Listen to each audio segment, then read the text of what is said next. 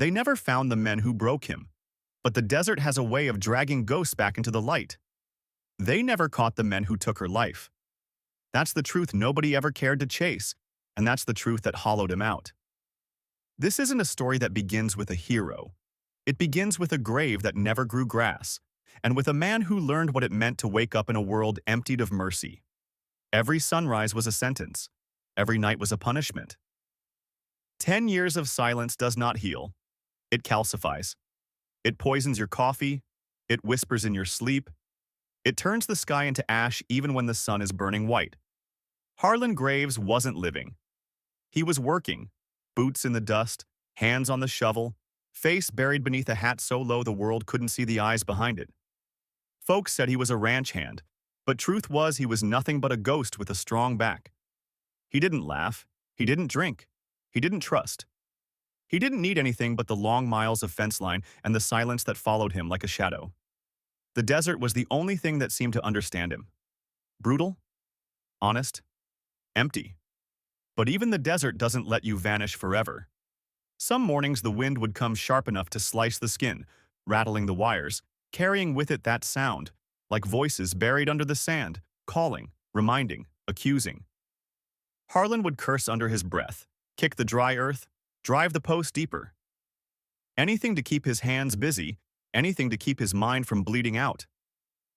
But there was no escaping it. Every knot of barbed wire was a reminder. Every creak of saddle leather a ghost of a life stolen. He had lost his wife to monsters no one dared to name, and with her went his soul. People said time heals. They lied. Time only waits. Waits for the day when the past rises up again, dragging you back, daring you to breathe through the fire all over. And that day was closer than Harlan ever knew. The desert has a way of keeping secrets until it decides to spit them out, raw and ugly, right in front of you. For Harlan Graves, that day came like a whisper under the sun. He was out where he always was, fixing fence posts that stretched farther than any man's patience. Boots grinding over hard dirt, sweat dripping under the brim of his hat, cursing at the wind like it was a sworn enemy. Same ritual, same silence, same shadow of a life he never asked for but carried anyway. Then something caught his eye. It wasn't much, just a flicker of white against the ridge, out where the sand met the horizon. Could have been a scrap of cloth, a piece of bone, or maybe just the trick of the light. He squinted, spit dust from his mouth, and walked toward it because out here you don't ignore the things the desert shows you. If it wants you to see something, it means you've already been chosen. At first, he thought it was an animal, maybe a calf left for dead, or worse, a carcass the vultures hadn't gotten around to. But as he stepped closer, his breath went tight. The flies were already there, buzzing thick, the air sour with rot and sweat. And then the shape shifted. An arm, a shoulder, a face hidden under matted hair. It was no animal. It was a girl. She couldn't have been more than 20. Skin blistered by the sun, lips cracked and bleeding, dirt caked into every line of her body. She was wrapped in what might once have been a blanket, though it looked more like a burial shroud than a shield. She wasn't moving. For a moment, Harlan thought he'd found another ghost to bury. And yet, as he crouched down, his calloused hand hovering inches above her shoulder, her eyes snapped open. They weren't the eyes of a child, or even of a woman simply lost. They were the eyes of someone who had walked through hell and been left behind by the devil himself. Her voice was nothing more than a rasp, 4 words that cut through him sharper than a bullet. "Don't touch me there." Harlan froze, hands stiff in the air. That was when he saw it. The bruises that painted her skin in cruel colors, the dried streaks of blood that cracked like old paint, the swell of her belly beneath the tattered cloth. Not just hurt, not just broken. Someone had tried to erase her and the child she carried. It was the same kind of evil that had taken his wife, the same brand of monsters who hunted the weak, carved scars into lives, and called it nothing more than business. And in that instant, Harlan felt something he thought had died 10 years ago. Rage. Not the wild kind, but the cold fire that eats its way into bone. His chest tightened, his jaw locked. And he knew this wasn't chance. The desert had put this girl in his path for a reason. He didn't say anything. What words could exist in a place like this? Instead, he reached for the canteen strapped to his belt, held it to her lips. She flinched but drank, coughing between gulps. When she pulled away, tears clung to the dirt on her cheeks. "I should have died out there," she whispered. Harlan shook his head. "Not today."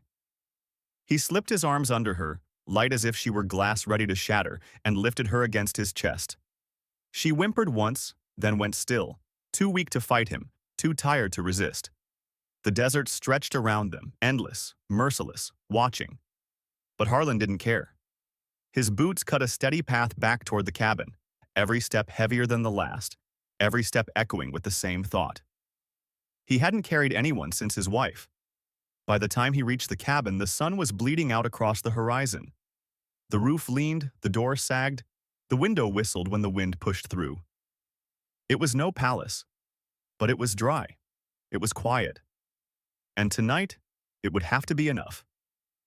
He laid her on the chair by the fire, that chair, the one that hadn't been touched since his wife died. For a long moment, he just stood there, staring at her trembling hands, the way her eyes darted around like a cornered animal. She didn't speak. Neither did he.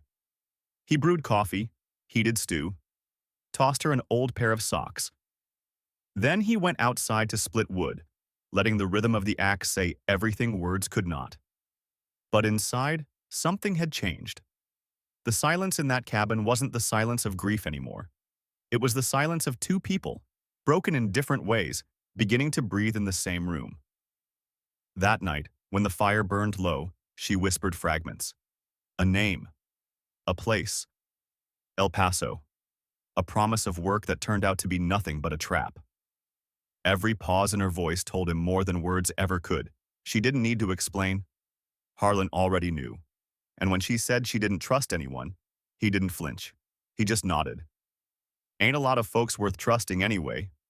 That made her smirk, faint as a shadow. But it was there. Harlan sat back, staring into the flames.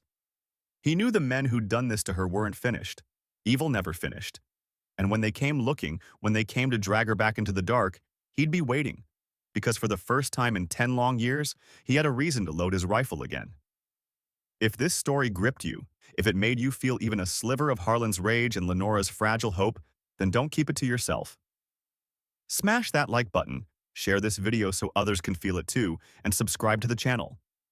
More Wild West tales are coming. Tales about loss, survival, justice, and the fire that refuses to die. Stay with us, because this desert isn't done talking yet. The fire in the cabin burned low, its glow flickering across the cracked walls like a heartbeat that refused to quit. Lenora, he didn't know her name yet, but in his mind she already carried one, sat curled in the old wool blanket, a silhouette of trembling shadows against the chair no one had touched since his wife. Harlan hadn't let another soul sit there in a decade. Now this stranger, this wounded girl from the ridge, had claimed it with nothing more than her broken breath. Outside, the desert sighed. Coyotes called from the ridges, the wind tugged at the roof as if it wanted to rip the cabin from the earth. But inside, there was silence, thick and restless. Harlan set the coffee on the table without a word, his hands moving with a rhythm older than memory. He heated stew, ladled it into a chipped bowl, and placed it within her reach. She didn't touch it, didn't move. Her eyes darted to the corners of the room like she expected chains to fall from the ceiling. He didn't ask questions. He didn't demand her story. A man who had buried love knew better than to dig at wounds that hadn't stopped bleeding. Instead, he pulled the old axe from its corner, stepped outside, and let the sound of splitting wood echo through the night. Each swing cracked louder than words, filling the spaces they both couldn't bear to speak. When he came back, she was still awake. Her hands shook when she tried to lift the spoon. Harlan looked away, pretending not to notice, giving her the privacy that dignity demands. He opened the chest by the wall, the one that had gathered dust since his wife's last breath. Inside, folded and pressed though the years had stained it with silence, lay a simple prairie dress, worn but clean. He placed it on the table beside her. "It used to belong to my wife," he said, voice rough, nearly swallowed by the crackle of the fire. "If it fits, it's yours now." Her eyes flicked toward him, sharp, mistrustful, yet caught by the weight in his words. She didn't speak, not yet. But for the first time that night, she reached for the stew and ate. The next morning, dawn crawled across the desert like a thief, spilling light into the cracks of the cabin. Harlan found her standing outside barefoot, the wool blanket wrapped tight around her shoulders. She was staring at the horses as though they were creatures from another world. She looked small against the endless sky, smaller still against the weight of all she carried. When she turned and saw him, her voice was quieter than the wind. "Why didn't you leave me out there?" He didn't answer right away. His eyes followed the sun climbing the ridge, painting the desert gold. Only after a long silence did he speak. "I've left enough people behind. I ain't doing it again." Something shifted in her face then, a weight loosening just enough to let her stand straighter. She didn't cry, she didn't smile. But the question in her eyes wasn't despair anymore. It was wonder. That day, she helped him stack wood. Her hands shook, and she dropped more pieces than she carried, but she worked. At supper, she ate a full bowl of stew without stopping. That night, she slept 6 hours straight without waking in a scream. Each small act was a crack in the walls that had caged her. But Harlan saw it too. The storm that still lived behind her eyes. The way she flinched at sudden noises. The way her hands curled into fists when the wind rattled the shutters. She was healing, yes, but scars like hers didn't fade. They carved themselves deeper with every breath. That evening, when the desert turned the sky blood red, she spoke again. Not a story, not fully, just fragments. El Paso, promises of work, wrong people, a room with no windows. Her voice broke every time she tried to describe what they had done. Harlan stopped her with a shake of his head. "You don't have to say it." His eyes hardened. "I already know." She studied him, cautious, like a caged animal testing the bars. "I don't trust anyone," she murmured. He smirked bitterly. "Ain't a lot of folks worth trusting anyway." For the first time, she smiled. Just a flicker. But it was real. Days bled into nights, nights into days. The cabin, once nothing but a tomb, began to breathe again. She stopped flinching when he passed too close. She hummed to herself in the kitchen while he fixed the water pump outside. He taught her how to hold a hammer without splitting her thumb, and she taught him how to make biscuits that didn't taste like roofing shingles. The quiet between them shifted. No longer the silence of strangers, but the kind of quiet that feels like safety. Yet beneath it all, Harlan knew the truth. The men who had left her for dead wouldn't stop. Evil doesn't vanish. It lingers, circles, waits for nightfall. Sometimes as he sat on the porch with the rifle across his lap, he thought about the chair by the fire. How it had been hers, his wife's. How now it was Lenora's. He never said her name aloud, not yet. But in his heart he knew it belonged to her. And in that stillness, he felt the old fire rising again. The fire that comes when you've already lost everything once and swore it would never happen again. Because the desert had given him a reason. And if they came looking for her, if they dared to step onto this land, Harlan Graves would be ready to greet them. Not with mercy, not with words, but with the kind of justice that only the broken can deliver. The desert doesn't give warnings. It doesn't send letters, doesn't whisper across the sand. Trouble just arrives, uninvited, sharp, and merciless. Harlan knew that better than most. Still, when it came quieter than he expected. It started with the crows. He was out by the pump, wrench in hand, when the black wings circled overhead. Not high and lazy the way scavengers drift, but low, deliberate, almost hungry. 5 of them. He set the wrench down, squinting against the sun. His hand found the stock of the rifle leaning on the porch rail before his mind even finished the thought. Crows don't gather without reason, and men don't watch from ridges without intent. There it was, a flash, just a shimmer of metal cutting through the heat haze above the rocks. He didn't need to see the face. The glint told him enough. Someone was there. Someone was watching. He didn't run. Harlan Graves hadn't run from anything since the war. He simply walked back into the cabin, slow, steady, like a man carrying water instead of warning. Inside, Lenora was humming. A fragile tune, broken in places, but it filled the cabin with something that almost felt like home. Her hands were white with flour, biscuits rising in the pan. The shot came before he could open his mouth. Wood exploded from the porch beam, shards flying like angry bees. Lenora screamed, dropping the pan, flour bursting across the floor. Harlan moved on instinct, grabbing her shoulder, shoving her down, his other hand already lifting the rifle. He fired back through the doorway, a single round cracking into bark just shy of the ridge. Enough to remind whoever was up there that this cabin wasn't a tomb waiting to be raided. The silence after the shot was heavier than the gunpowder that hung in the air. Then came the voice. Distant but clear, carried by the wind with all the venom of a snake. "She's ours, we're coming for her." Harlan's jaw tightened. He didn't shout back, didn't waste bullets on shadows. He just closed the door, bolted it, and turned to Lenora. She was pale, her knees dug into the flour-dusted floorboards, eyes wide with terror. "Get some water," he said. His voice was calm, steady, almost too steady. "We're not done yet." That night, the ranch changed. The quiet homestead turned into a fortress built by a man who had been waiting 10 years for this exact moment. Tripwires stretched low behind the shed, lanterns hidden under barrels, ready to blaze at the snap of a line. He dug shallow trenches with the same shovel that had buried too many ghosts, filled them with stakes sharpened to teeth. Every motion was practiced, every move born from memory. He had built a grave once before. This time, it wouldn't be hers. Lenora watched from the porch, the shotgun across her lap. Her face was pale but set, her body trembling but her jaw hard. The firelight flickered across her swollen belly. She didn't say a word. She didn't have to. She was learning the truth of survival. Silence was sometimes the only armor you had left. The wind screamed that night.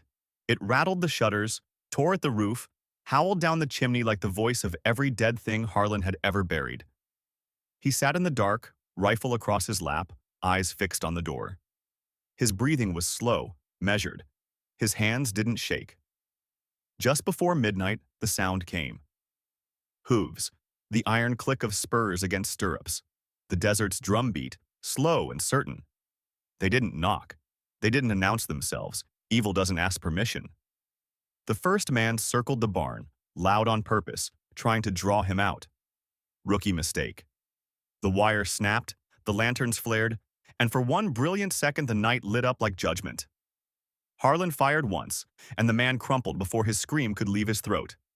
The second came fast, charging through the barn with a roar meant to scare an old man into panic.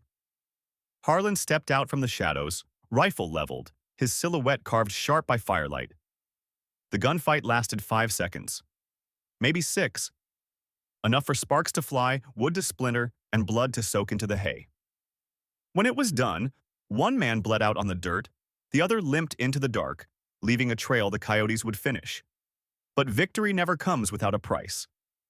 Harlan staggered back against the doorframe, hand pressed to his side where the bullet had kissed deep. Warmth spread fast beneath his shirt, soaking through the fabric, sticky and relentless. Still, he didn't stop. He dragged the bodies past the ridge, stripped their boots, smashed their guns, set their coats on fire. He buried what remained under salted earth, scattering hoofprints and broken branches to confuse whoever might follow. Every act was ritual, a promise carved into dirt and ash. No one would come for her again. When it was finished, he leaned heavy on the shovel, chest heaving, blood soaking his trousers. He whispered to the night, not a prayer, but a vow. A vow to the living, to the broken girl in his cabin. Then he stumbled back across the threshold and collapsed just inside the door. Lenora found him there, pale, lips cracked, breathing shallow. She didn't cry, didn't scream. She just knelt beside him, her hands trembling as she pressed cloth against the wound, her eyes fixed on his face like if she stared long enough, he'd be too stubborn to die. The cabin smelled of smoke and blood, of iron and dust. Outside, the wind carried the silence of the dead. Inside, there was only the sound of shallow breaths and the steady, fragile heartbeat of two people who refused to be broken twice. The cabin smelled of smoke, blood, and wet cloth. Harlan Graves lay sprawled across the floorboards, Skin pale, breath shallow, the steady drip of life leaking from his side. The night was mercilessly quiet now. No more hoofbeats, no more gunfire, only the faint crackle of dying embers. The men who had come for Lenora were gone, buried under salted earth. But the price was written in crimson across Harlan's shirt. Lenora pressed down on the wound with trembling hands, her palms slick with his blood. She didn't scream. She didn't collapse. The world had already broken her once. She knew that panic was a luxury only the safe could afford. Instead, she whispered steady words. Words she barely believed herself. Stay. Just stay with me. Harlan's eyes fluttered open long enough to catch hers. Even in the haze of pain, there was no fear, only stubbornness. Only that same fire that had carried him through 10 years of emptiness. His lips moved, cracked and dry, shaping words she almost missed. Not done yet. And he wasn't. The days that followed were cruel. Fever burned him. Sweat drenched the sheets until she had to change them twice in the same night. He drifted in and out of consciousness, sometimes muttering names she didn't know, sometimes clenching his fists as though still fighting shadows only he could see. Lenora sat by him through it all, changing bandages, spooning broth into his mouth, holding the shotgun across her lap whenever the coyotes howled too close. Weeks passed, and slowly, Harlan clawed his way back. By the third week, he could sit up. By the fourth, he managed a few steps across the porch, leaning heavy on the doorframe but standing. Lenora nearly dropped the water bucket when she saw him upright. She didn't rush him, didn't cry, she just stood there, her hand covering her mouth as though the world had pulled off some impossible trick. He gave her the smallest nod. That was enough. Life didn't return to normal. It built something new. She fed the horses each morning, her steps steadier every day. He fixed the roof even when it didn't need fixing, just to prove he could. She laughed when he burned the biscuits again, and he didn't mind the sound because it was the kind of laughter that made the cabin feel alive. They didn't talk about love. They didn't have to. It lived in the quiet between them, in the way he reached for her hand when nightmares clawed at her, in the way she steadied his steps when the wound pulled too sharp. But the shadow of danger never disappeared. Some nights, she'd jolt awake, convinced she heard hooves in the distance. Some mornings, Harlan would sit on the porch with his rifle across his knees, eyes scanning the ridges. Evil rarely dies with two bodies. It lingers, waits, rebuilds. They both knew that. And yet, for the first time in years, they had more than fear to hold on to. They had each other. One evening, when the desert was painted gold by the setting sun, Harlan took a block of wood and his old knife and began carving. Lenora watched from the doorway, curiosity edging past her weariness. When he was finished, he handed her a simple sign, the letters cut deep and uneven but strong. "This one's yours too," he said. The wood read, "The Graves Ranch."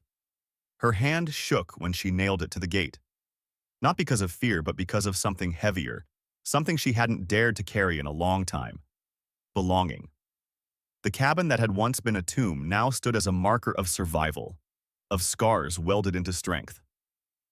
Healing didn't come in grand gestures. It came in small things. Chopping wood side by side, sharing coffee as dawn crept over the ridge, saying each other's names out loud as though that alone could keep the world from erasing them. But it came, piece by piece, breath by breath, and still the danger simmered in the background, a storm waiting on the horizon. They both knew another knock would come someday. Maybe one man, maybe 10, maybe worse. But when it did, they'd be ready. Together. Because sometimes it's the scarred who build the safest homes. Sometimes it's the broken who stand tallest when the night comes knocking. And if you've listened this far, you know this isn't just a tale about bullets and blood. It's about the fire we carry, the way grief can twist into strength, and the fragile miracle of finding someone in a world hell-bent on taking everything. If this story struck something in you, if it made you feel the sting of dust, the crack of gunfire, or the fragile warmth of healing, don't keep it quiet. Hit that like button, share it with someone who needs a reminder that scars don't end us, and subscribe for more Wild West tales, because the desert isn't done, and neither are we. The desert doesn't give blessings freely. It takes first. It strips a man down until nothing is left but bone, shadow, and the will to keep walking. Harlan Graves had learned that truth long ago, and for 10 bitter years he carried it like a coffin on his back. But then the ridge gave him Lenora, a stranger half dead, carrying both new life and unbearable scars. She became the one thing the desert couldn't kill inside him: purpose. What followed wasn't clean. It wasn't easy. Blood was spilled, walls shook under the weight of bullets, and ghosts returned in the form of men who believed cruelty was their birthright. Harlan bled, the cabin nearly broke, and Lenora was forced to stand her ground against a world that had tried to erase her. Yet in the aftermath, when the dust settled and the coyotes carried away the silence of the dead, there was something left standing. Not just a cabin, not just a scarred man and a broken girl, but a promise. The sign nailed to the gate, the Graves Ranch, wasn't simply wood and carved letters.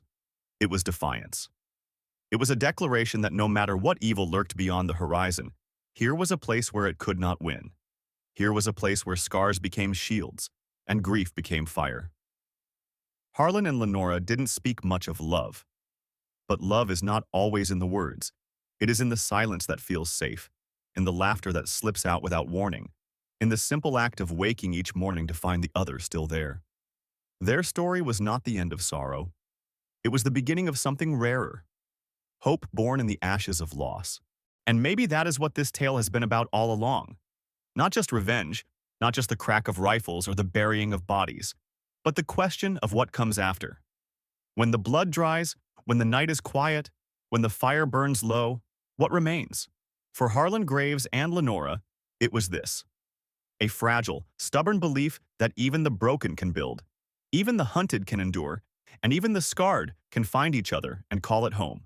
Because in the end, the desert doesn't decide who survives. We do.